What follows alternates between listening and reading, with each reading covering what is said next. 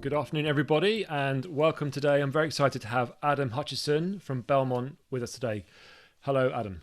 How you doing, Dan? Thanks for having Good. me on. Thanks for rushing back. I hear you at the dentist, so thanks for rushing back to the dentist. Yeah, but it got in at last. Well, you look Haircut like and you've got dentist in the same day.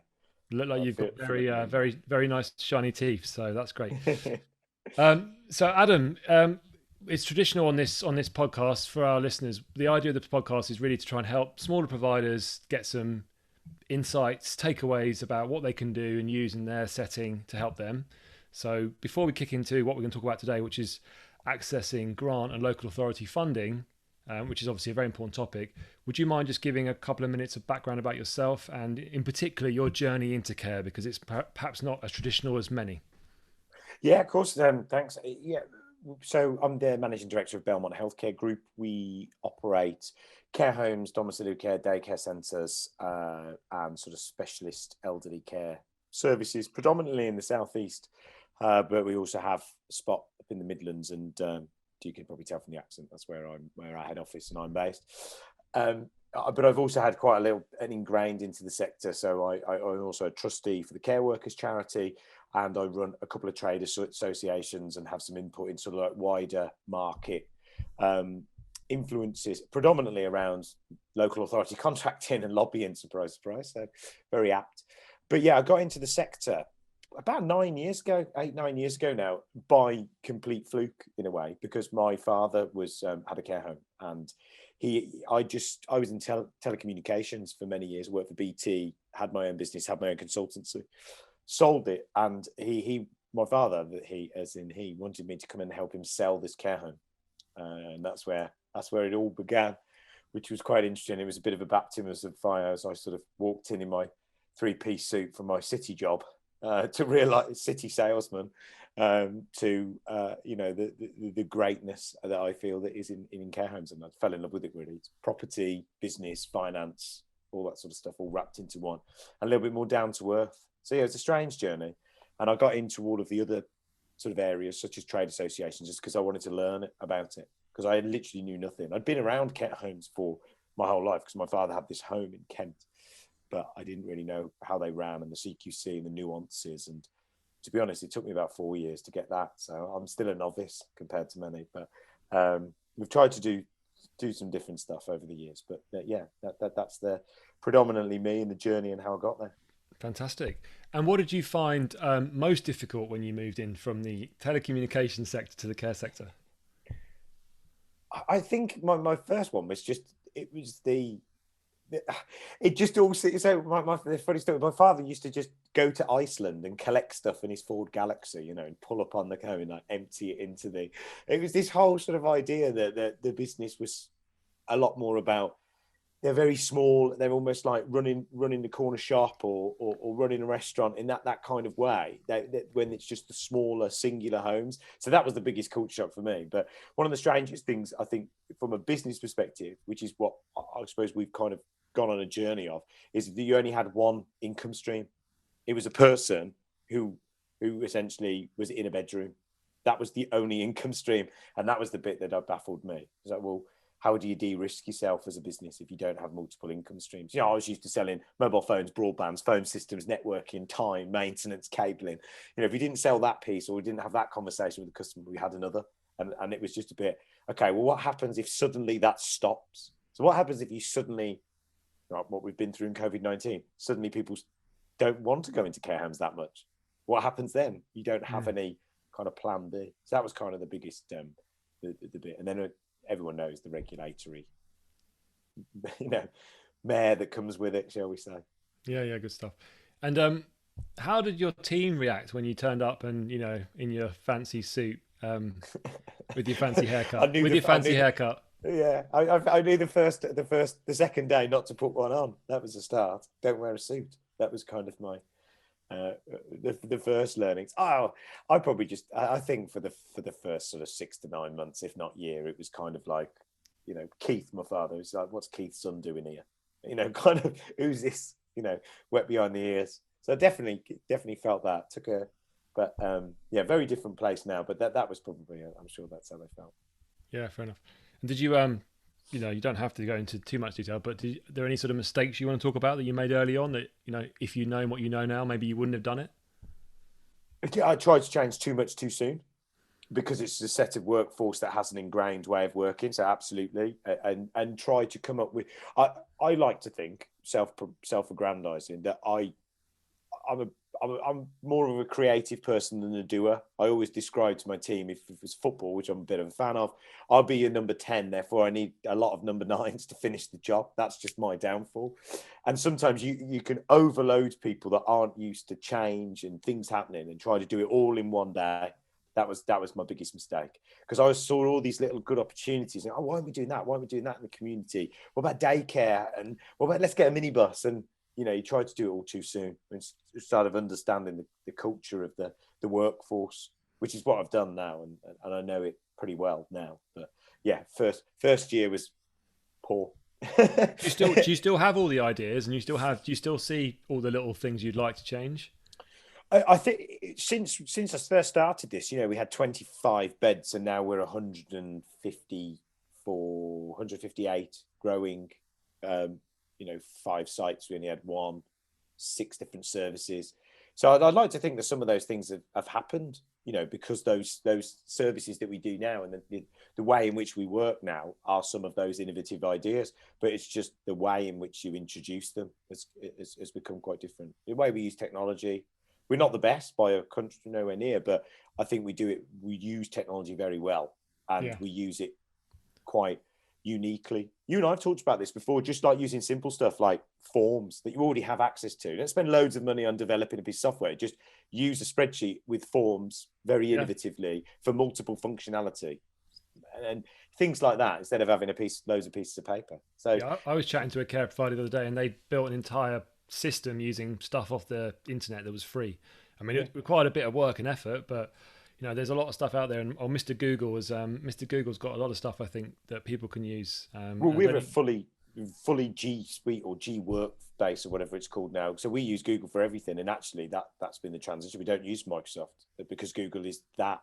You can go, what about that? Like, we've just released this new data studio, which links into Sheets. So we use Sheets for all our occupancy, all of our database, all of our tracking of any of our like customer sat.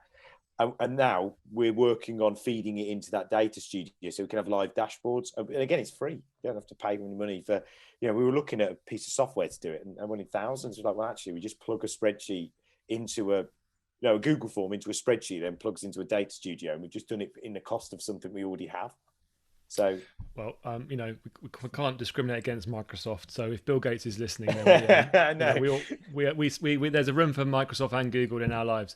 But what's the focus at the moment at Belmont? What are you at Belmont and as an industry as a whole kind of looking at mostly?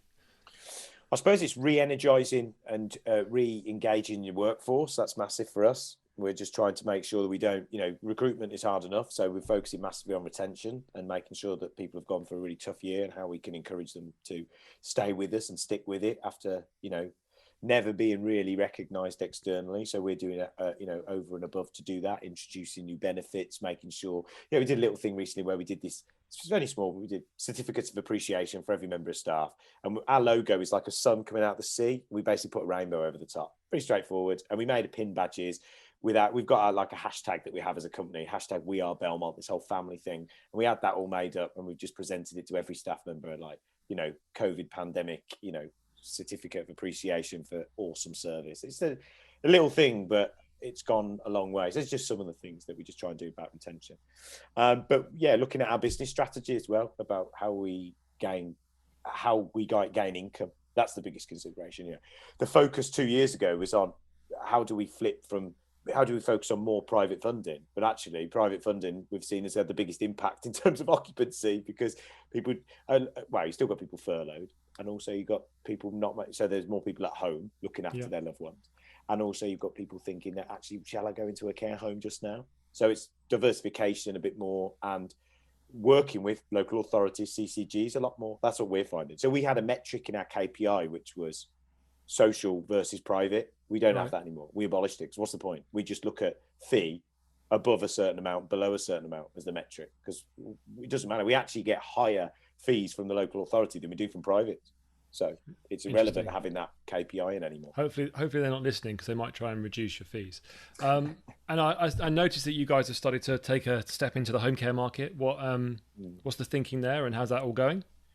So before COVID-19 pandemic, I talked a lot at various events about my viewpoint on what I think care looks like, and it's one of the reasons why we took care homes out of our company name and called it healthcare. It used to be called Belmont Care Homes or Belmont Care Home Group about around 3 years ago.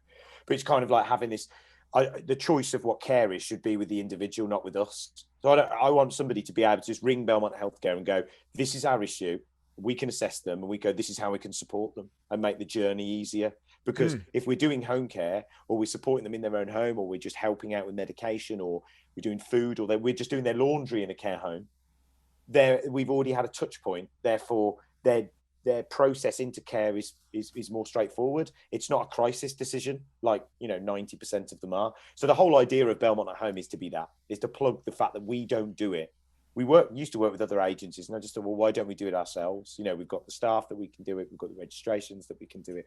Try and do it within a bubble of our care homes and offer this external community support, which means the long-term plan is that they come into the business, into the care homes, and they're a bit more comfortable with that in the future. So that's the vision behind it. And like I said, we were supposed to start it 18 months ago, but it just hasn't happened.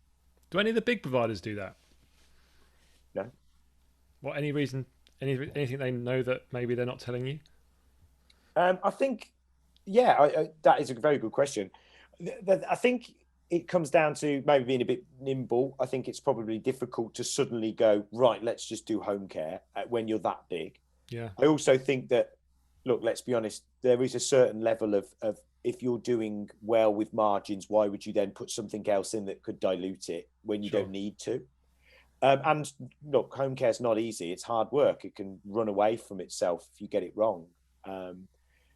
I think as a smaller cluster regional based provider, for us, this was a mechanism that we feel will give us more community outreach. Like, we can't go into Google AdWords and spend thousands of pounds to be at the top of care home in Kent, So we have to, how do we do that? Our advertising and our sort of acknowledgement comes from our work in the community. So we're trying to build on that. So maybe the larger operators see it as more of a headache. They'll probably teach me that I'm doing something wrong. I'll tell you in 3 years' time if it all goes wrong. Then we'll know. Oh, you never know. You might be a larger operator by then, so maybe they can ask you.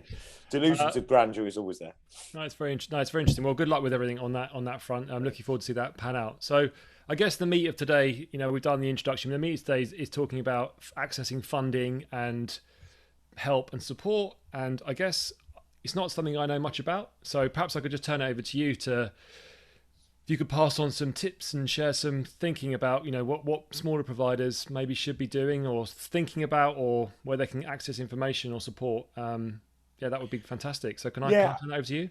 I think working relationships with local authorities, there's always a bad taste about it, isn't there? And a lot of people don't like it. It's always this private versus social. But like I said, my journey with it I found to be very different, and I take the same sort of stories into the trade associations that I work with. There's a national one and obviously 2 or 3 in the southeast. But if you're engaging with the local authorities at the right level and working with them on what they need in terms of what's called their market position statement, and every local authority has a slightly different one, but it's a really important document, tells you essentially what their vision of their social care market engagement is, how they commission services and how they pay. And if you understand those in the areas that you're in, you can access it in a very clever way. A lot of people moan about you don't get enough fees from local authorities, and in a lot of areas that's right. If you just spot with them on a couple, they just, the process of them wanting to access services is quite slow, and they would just want to. It's like a reverse eBay. It's just the cheapest care home is the one that they're going to place in, right, rather than the one that's probably meets that need. So you have to kind of get in there with them to be able to get them to understand what your offering is and how you can utilize the contract that they've got. So Kent County Council, I'm not worried about talking about it, is a prime example where we have a long-standing relationship. We have nearly 50% of our client base is funded by Kent local authority in some way. And Right. we have fees that range from £750 a week all the way up to £1,300 a week. And we don't do nursing. And it's all because we work within their services. So this goes back to the holistic care point that I made earlier on, is we could have an individual that needs to come out of hospital. So we would be the transport. We would go to the hospital. We would pick them up. We'd do the assessment. We'd bring them into a care home. They'd stay there for a couple of weeks, of which we're getting, in some cases, £4,000 a week for those first 2 weeks, one-to-one care, supporting that individual. After 2 weeks, we'll reassess. Where do they need to go? Actually, can we help re-enable that person to go home? Yes, let's do that. So we work with them for another couple of weeks in the care home at slightly lower fee, because they're feeling they're probably in a better place physically, mentally, and any challenging behaviours. Then at that point, we can then take them home, and we're the service provider that's looking after them at home, which is then also funded by the local authority. And then when they need further care, where they're going to go, they're going to come back to us. So again, it's using the system in the right way, and not just thinking, well, private is one way of getting a funding and local authority is another. And not everybody realizes, I don't think, that's how they work, and really understand the framework contracts that are available from working with different local authorities. A lot of people kind of just think, well, they're only going to pay me that. And another really key step is having a very, very strong dependency model. Again, I've met a lot of operators that don't have them, which is it is a really fundamental piece of what you should be doing in terms of how you work with the CQC, because it really helps you in your inspections, but also when you're structuring your assessment. You can go, well, this is the fee, and they might come back to you and say, well, our fee is X, so we won't take, you can't have this person. We go, but the fee is this because of this, and you're justifying the reasoning between why you think the funding is there. Right. Because a lot of authorities are sub £500 a week, and look, we all know that the market can't sustain an individual, certainly an elderly person in the dementia spectrum or Parkinson's. £500 a week isn't going to cut it. And what happens in the sector, and we see this a lot in the southeast, is that local authorities will then kind of almost abuse the position. I'm not frightened of saying it, because I've said it in open forums before. Sure. That they will then go, well, this is the fee we want to pay, so we'll just go here. And then certain operators go, oh, okay, we'll accept it because we've got occupancy, and they abuse that sort of market relationship. Right. And that's why I think trade associations come in really part. I'm just saying that because I'm part of them, but I found them really useful, because I learned all of this by getting at the table with the trade association, and they kind of work with you in terms of your contracting and being on top of it, making sure that you're... What trade associations are you talking about? Can you be more specific or not? Yeah, so I'm talking about the local trade associations for your area. So there's 36 or 37 in the UK, in England, sorry, that are specifically focused on regional trade associations. And then they'll normally feed into, say, Care England. So in Kent, you've got the Kent Integrated Care Alliance, which I'm a board member.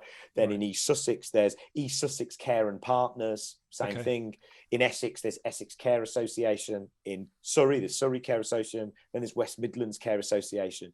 And they all feed into a national body called the Care Association Alliance, but then also it feeds into Care England and UKHCA, and everybody sort of talks to everyone through the care provider system, or the care provider alliance. And how do you get onto one of those as a care provider? Is it just a... So if you're a care provider, you could become a member.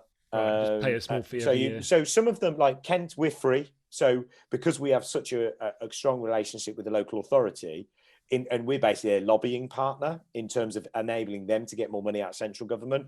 We actually get certain grants now that we access. So we used to be, it was £99 a month. It didn't matter how many care homes you had. It was £99 a month, or dom care, or LD, all services. It's all care.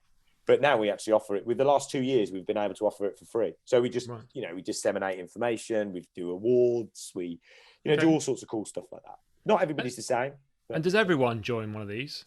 I wouldn't say so. No, I think some people don't see the benefit, and that's fair. And do all of them do the same? I don't know. I'm only speaking for the ones I'm directly engaged with, but this is what I think is a really important part of what they should do, is be the umbrella for the smaller providers to the local authority. So you have this bigger organisation made up of smaller organisations that can combat the leviathan that is a local authority, and a CCG, I should say, rather than... You're a bit scared to put your parapet up, put your head above the parapet, should I say. If you've only got, one home, 30 beds, it's your full income.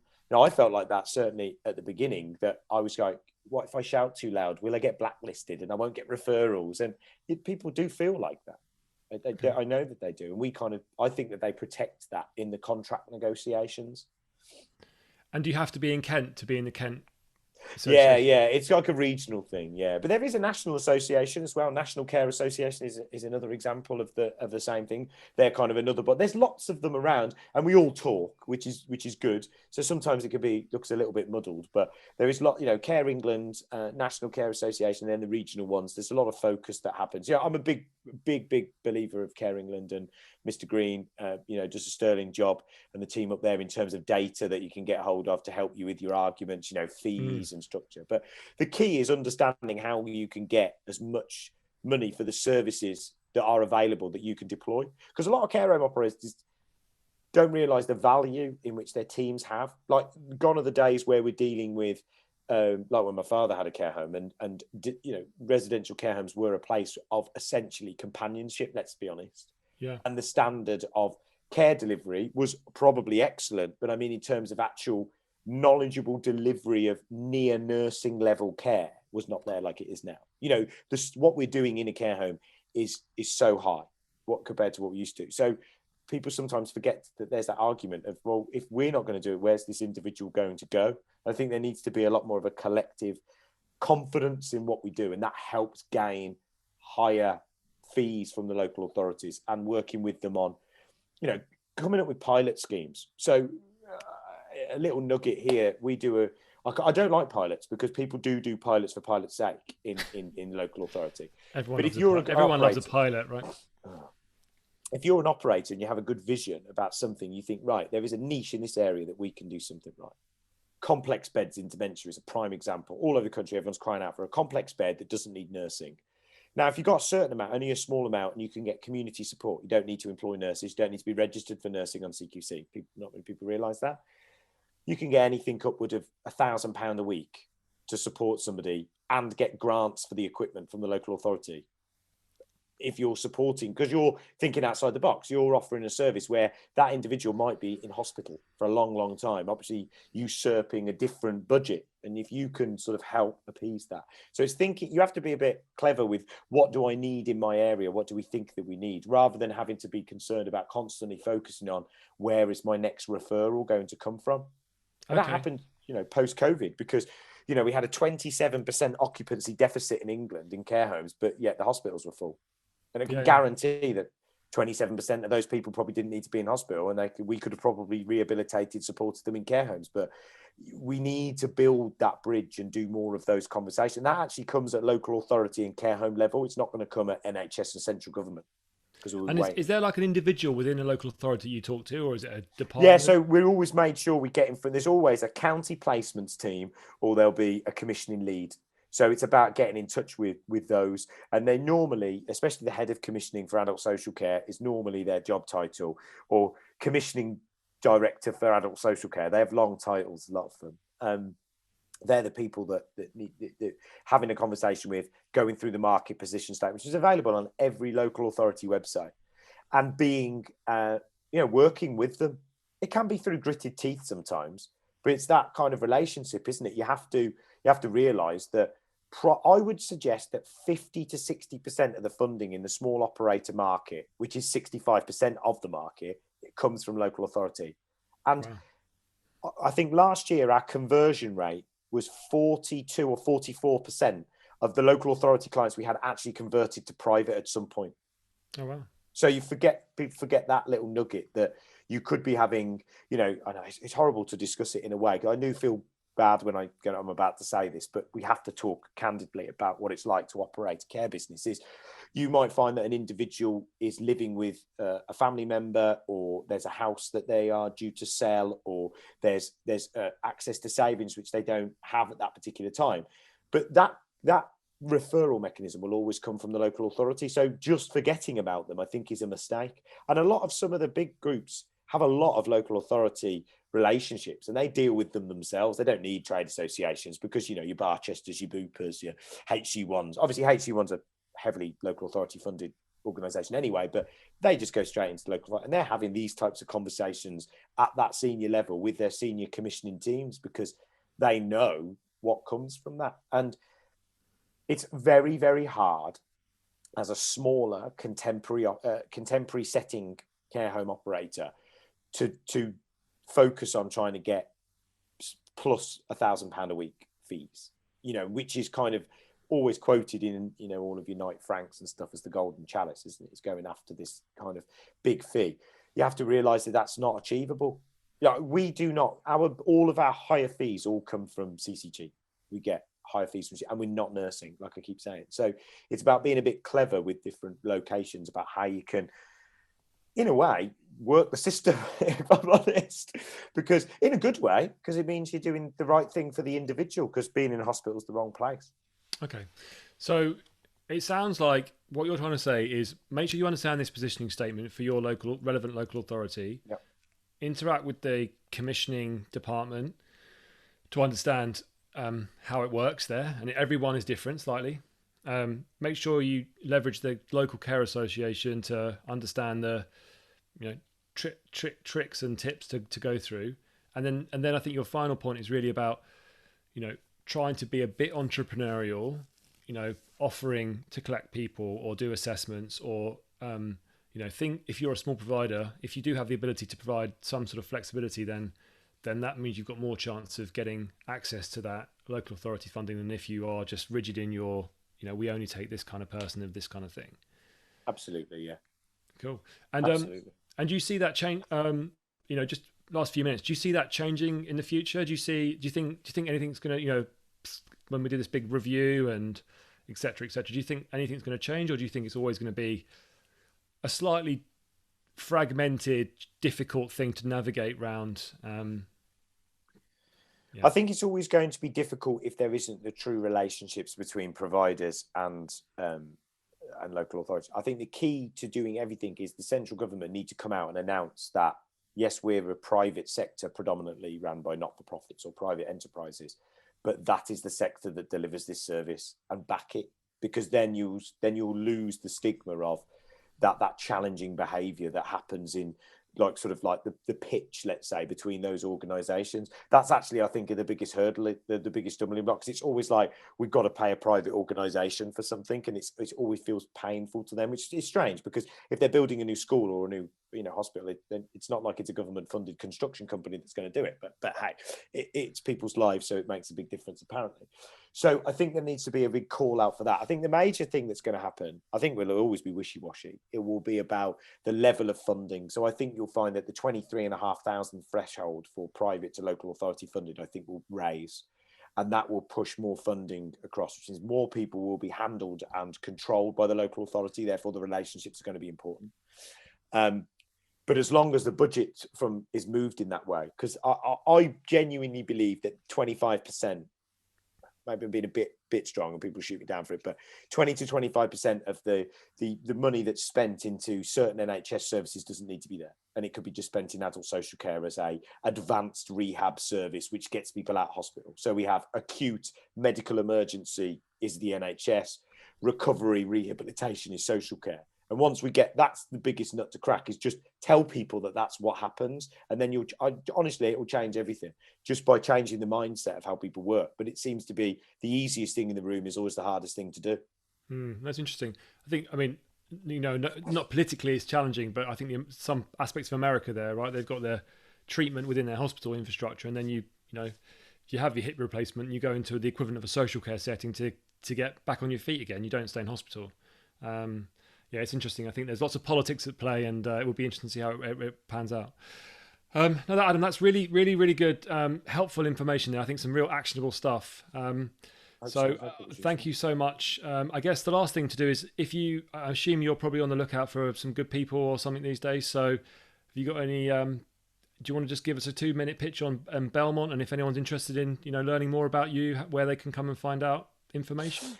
Absolutely, yeah. We recently, only in the last week or so, launched our brand new website. So there's loads of cool stuff on there, which I'm really proud of. So really chuffed with that. So we're constantly on the lookout. We know we've got a strong growing team looking at developing new care homes, opening new services. Get in touch with us. That'd be really great. It's really exciting times for us as we go on a journey to, create our our vision of what I think care looks like. I mean, our next step is my idea of trying to create the idea of a virtual care home.